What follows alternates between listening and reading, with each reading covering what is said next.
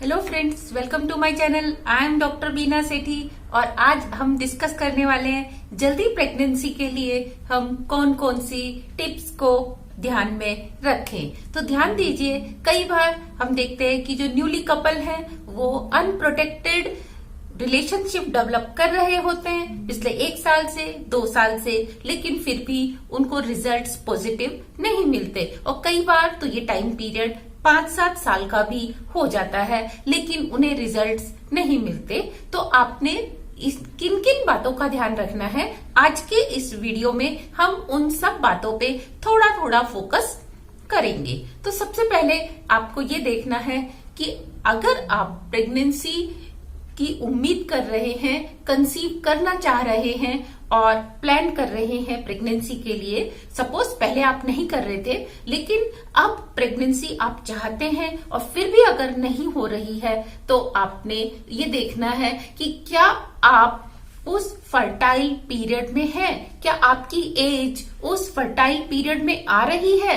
तो आप देखिए कि अगर आप न्यूली कपल हैं और आप करियर ओरिएंटेड हैं तो कई बार आप 30+ हो जाते हैं और आपने अभी पहला बच्चा कंसीव नहीं किया होता। तो अगर आप 30 से छोटे हैं, अगर आपकी एज 29-30 से कम है तो आप केवल 1 साल या 10 महीने या 11 महीने ही वेट कर सकते हैं अनप्रोटेक्टेड रिलेशनशिप डेवलप करके। लेकिन अगर आप 30 साल से ज्यादा हो चुके हैं या इससे 31-32 के भी आप हो चुके हैं तो आप अगर देख रहे हैं कि अनप्रोटेक्टेड रिलेशनशिप डेवलप करने से भी प्रेगनेंसी नहीं हो रही है तो आप केवल 4 या 6 महीने का ही वेट करिए। उसके बाद आपने तुरंत डॉक्टर से कंसल्ट करना है और उसमें आप देखेंगे जब भी आप प्लान करते हैं, चाहे आपकी एज छोटी है चाहे आपकी एज ज्यादा है, तो आपने प्लान करने से पहले ये तो हम सब चाहते हैं ना कि हमारा बेबी हेल्दी हो, उसमें कोई डिफॉर्मिटी नहीं हो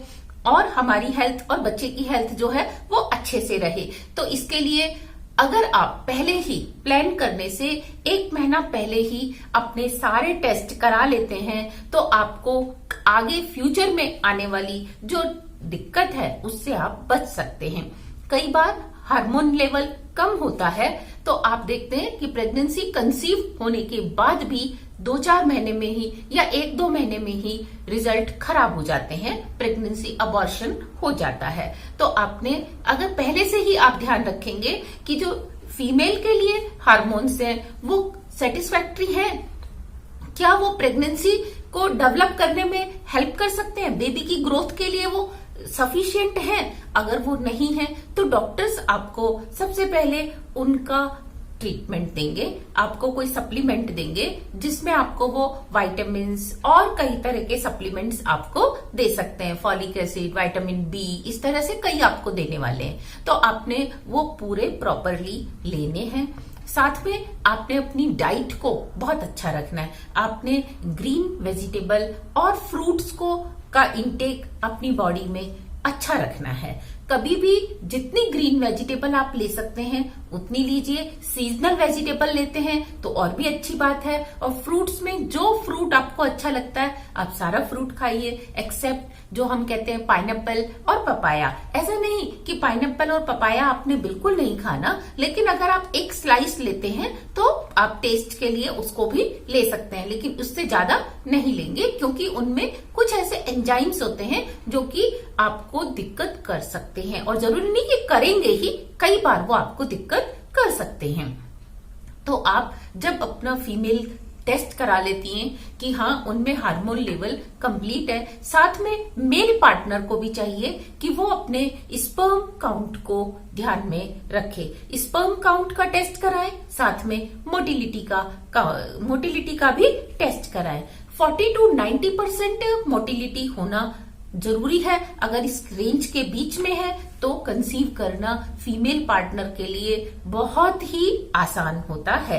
कई बार जो डेफिशिएंसी है वो मेल पार्टनर पे होती है लेकिन उसका स्ट्रेस फीमेल के ऊपर भी आ जाता है, और कई बार डेफिशिएंसी फीमेल में होती है लेकिन उसका स्ट्रेस मेल पार्टनर में आ जाता है। तो अननेसेसरी दोनों पार्टनर के अंदर कमी नहीं होते हुए भी आगे स्ट्रेस के कारण कई प्रॉब्लम्स आ सकती हैं। तो इसीलिए बेटर है कि जिस मंथ में आप प्रेगनेंसी प्लान कर रहे हैं उससे 1 या 2 महीने पहले ही आप अपने सारे टेस्ट कराएं, अच्छी सी डाइट लें और डाइट लेने के साथ अब आपको जो scientifically important, very important point है वो क्या कि आपको पता होना चाहिए कि आपके फर्टाइल डेज और फर्टाइल डेज के साथ आपको पता होना चाहिए आपका ओवुलेशन डे। तो फर्टाइल डेज जैसे कि हम काउंट करते हैं इन जनरल तो वो मिड ऑफ द आपका जो पीरियड लेंथ है, साइकिल लेंथ है, उसके बीच में आते हैं, क्योंकि साइकिल पीरियड का जो साइकिल है वो सबका डिफरेंट डिफरेंट होता है। आप समझिए 18 डेज से लेके और ये 60 डेज 45 डेज तक का भी हो सकता है। तो अगर एबनॉर्मल साइकिल लेंथ है यानी कि 28 के आसपास नहीं है तो फिर तो आपको एग्जैक्ट ओवुलेशन का पता रखना बहुत जरूरी है। अगर नहीं तो आप आगे पीछे करते रहेंगे रिलेशन डेवलप और जिस दिन आपको करना है आप उस दिन नहीं कर पाएंगे। तो इसके लिए स्पेसिफिकली मैंने 2 वीडियोस पहले से ही अपलोड किए हैं जिसमें मैंने आपको कैलेंडर मेथड भी डिस्कस किया है कि कैलेंडर से कैसे हम ओवुलेशन डे पता लगाते हैं। मीन्स जो आपके कमिंग पीरियड है, आने वाले पीरियड का जो फर्स्ट डे है उसमें से आप 14 डे माइनस कर दीजिए, वो आपका ओवुलेशन डे होगा। इसके अलावा मैंने टेम्परेचर मेथड भी डिस्कस किया है। मैंने आपको बताया कि आप जिस दिन आपके पीरियड्स की ब्लीडिंग स्टॉप होती है आप उस दिन से क्या करिए, टेम्परेचर अपने वेजाइना का मीन्स बॉडी पार्ट का लेना शुरू कर दीजिए और उसको नोट करिए और जिस दिन टेम्परेचर आपको लगे कि आज 1 डिग्री फ़ारेनहाइट ज्यादा है वो दिन आपका ओवुलेशन डे है। अब आपको ओवुलेशन डे भी पता चल गया, आपने हार्मोन लेवल भी सेट कर लिया, स्पर्म काउंट और मोटिलिटी भी आपने अच्छे से सेट कर ली, लेकिन अब आपको पता होना चाहिए ओवुलेशन डे में भी आपने कब करना है और कितनी बार रिलेशन को डेवलप करना है।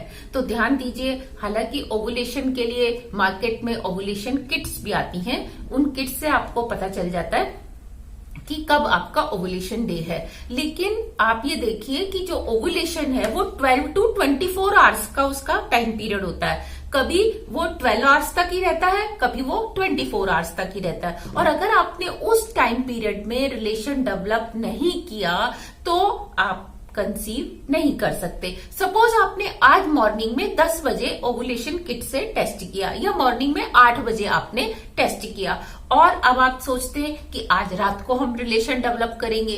क्या पता आपका ओवुलेशन ऑलरेडी कल शाम को 4 बजे ही हो चुका हो और आज शाम को 4 बजे उसका पीरियड खत्म हो जाए और आप अगर रात को प्लान कर रहे हैं रिलेशनशिप डेवलप करने का तो इट इज यूजलेस। तो आपने ध्यान देना है कि चाहे आप किसी भी मेथड से निकालें, टेम्परेचर से निकालें या ओवुलेशन किट से आप अपना ओवुलेशन टाइम निकालें, लेकिन आपने रिलेशन डेवलप इंस्टेंट उसी समय करना है।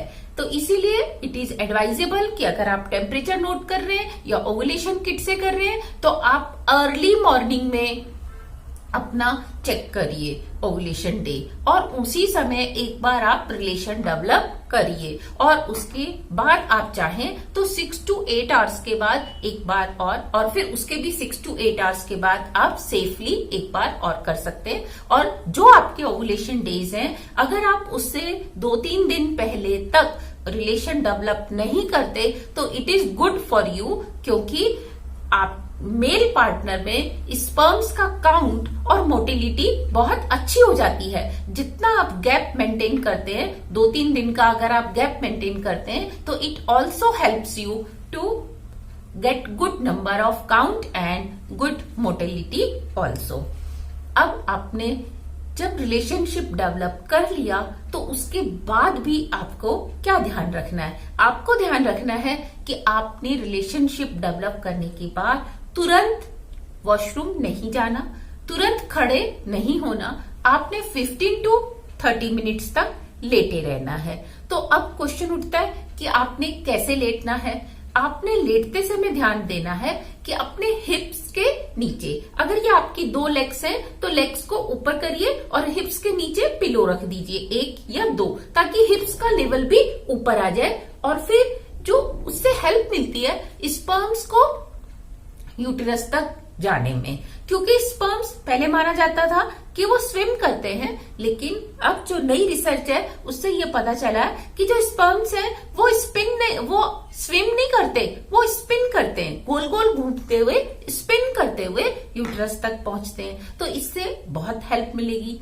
अब आप सपोज आप लेट भी गए, उसके बाद क्योंकि इतनी देर आधा घंटा अगर आप नहीं लेट पाते और आपका मन है साइड करने का, तो इट इज ऑल्सो बेनिफिशियरी। लेकिन आप कौन सी साइड करके लेटें, आप लेफ्ट साइड पे लेटें या राइट साइड पे लेटें, इसका भी आपको पता होना चाहिए। क्योंकि आप थोड़ा सा माइन्यूटली ऑब्जर्व करेंगे, क्योंकि इट इज वेल नोन कि जो यूट्रस में एग आता है वो एक बार लेफ्ट साइड की ओवरी से और दूसरी बार राइट साइड की ओवरी से आता है।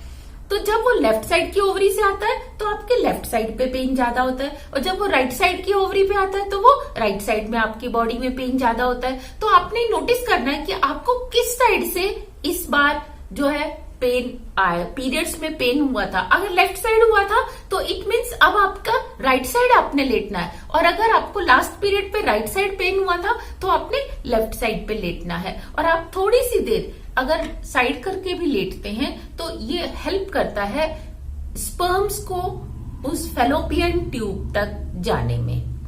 ये बहुत इंपॉर्टेंट है। लेकिन अगर आप नोट नहीं कर पाते, आपको पता नहीं चलता कि पेन किस साइड है, लेफ्ट साइड है या राइट साइड में, आप इसको डिस्टिंग्विश नहीं कर पाते, तो आपके लिए एडवाइजेबल है कि आप एक नियम बना लो कि हर बार हमने लेफ्ट साइड लेटना है। तो इस मंथ नहीं तो अगले मंथ तो लेफ्ट साइड का ही होगा आपका, और हो सकता है फर्स्ट मंथ में ही लेफ्ट साइड की ओवरी से आया हो, या आप अपना एक नियम बना लो कि हमने राइट साइड करवट लेके फिर लेटना है। तो इस मंथ में नहीं तो अगले मंथ में आपका राइट साइड की तरफ लेटना आपके लिए बेनिफिशियरी हो सकता है, और आप कंसीव कर सकते हैं, गुड न्यूज ले सकते हैं। इसके बाद सबसे बड़ा क्वेश्चन ये रहता है, क्या हम एक्सरसाइजेस कर सकते हैं? यस, आप ओवुलेशन डे से पहले एक्सरसाइजेस कर सकते हैं, वॉक कर सकते हैं, लेकिन ओवुलेशन डे के बाद आपने कोई भी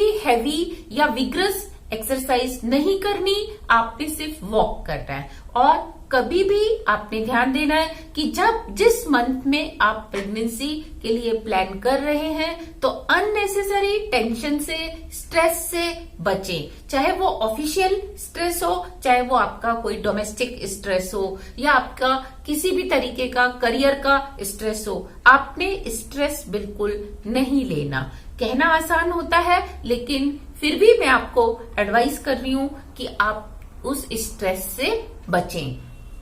और अगर आप ऐसा सोचते हैं कि हम थोड़ा सा जॉब से अपना लीव ले लें और हम इस मंथ में प्लान करें, नहीं, ऐसा करने से उल्टा आप स्ट्रेस लेंगे, आपको एंजाइटी होगी और आप रेस्टलेस फील करेंगे, जो कि आपके लिए हेल्दी नहीं है। तो अगर आपकी जॉब का नेचर बहुत लाइट है और आपका फ्रेश एनवायरनमेंट हमेशा रहता है, तो आपको कभी भी ये स्टेप नहीं लेना चाहिए। और इसके साथ ही आप पानी का इनटेक बहुत अच्छा रखिए, क्योंकि जब इम्प्लांटेशन होता है, इम्प्लांटेशन के वक्त हार्मोन लेवल एकदम बढ़ते हैं, और जब हार्मोन लेवल्स बढ़ते हैं तो आपको वोमिटिंग भी हो सकती है और आपका खाने की भूख भी कम हो सकती है या ज्यादा हो सकती है। लेकिन अगर आप अपनी बॉडी को हाइड्रेट रखते हैं, फुल्ली हाइड्रेट रखते हैं, तो वो हार्मोन लेवल थोड़ा सा डाइल्यूट हो जाता है और आपके टेस्ट को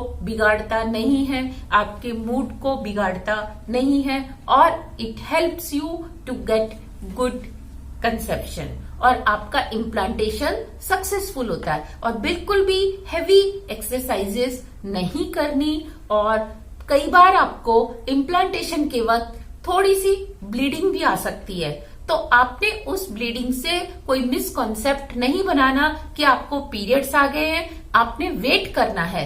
कई बार इम्प्लांटेशन 7th डे पे हो जाता है, कई बार 10th डे पे होता है, कई बार पीरियड्स वाले डे पे जो आपका एक्सपेक्टेड पीरियड है, क्योंकि इट ऑल डिपेंड्स कि आपकी साइकिल लेंथ क्या है। तो आपने जो इम्प्लांटेशन की ब्लीडिंग है उससे कभी भी कोई गलती नहीं करनी कि अब तो पीरियड्स आ गए और आप आराम से खाना पीना शुरू कर दो। और आप एक्सरसाइज से शुरू कर दो, नहीं। और साथ में ध्यान देना अपने कि जिस मंथ में आप कंसीव करने का सोच रहे हैं उससे आप अगर 1 या 2 महीने पहले ही स्मोकिंग और ड्रिंक करते हैं, अल्कोहल लेते हैं, तो आप प्लीज हर तरह के उसको, चाहे आप कुछ भी ड्रिंक करते हैं, कोई सी भी आप ब्रांड की विस्की, वाइन, कुछ भी आप ड्रिंक करते हैं, आप प्लीज उसको अवॉइड करिए। अगर आप अवॉइड नहीं कर सकते तो उसको मिनिमम क्वांटिटी पर रखिए। तो ये कुछ आसान से मैंने टिप्स आपको दिए कि आपने प्रेगनेंसी कंसीव करनी है और आपकी नहीं हो रही तो आपने क्या करना है। ये सारे के सारे नुस्खे मैंने आपको बिल्कुल घरेलू बताए हैं। इसमें कुछ भी ऐसा नहीं है कि आपको अलग से कुछ प्लान करना पड़ रहा है। लेकिन अगर आपको 30 की एज है और 30 से पहले आपको नहीं हो रहा तो आप 10-11 महीने तक ही वेट करिए, फिर अपने डॉक्टर को कंसल्ट करिए। और अगर आपकी एज 30 से ज्यादा है, दोनों की, कपल की, तो आपने सिर्फ 4 महीने या 5 महीने मैक्सिमम वेट करना है और उसके बाद तुरंत डॉक्टर को कंसल्ट करना है। वो इसलिए कि धीरे धीरे जो आपकी फर्टिलिटी है दोनों की वो कम होती जा रही है। तो आप जितना लेट डॉक्टर से कंसल्ट करेंगे, डॉक्टर को उतना ही लंबा ट्रीटमेंट चलाना होगा, उतनी ही ज्यादा मेडिसिन आपको देनी होंगी और आप जितना जल्दी करेंगे रिजल्ट्स आपको उतनी जल्दी ही मिलने वाले हैं। तो all the very very best. Happy pregnancy. Thank you.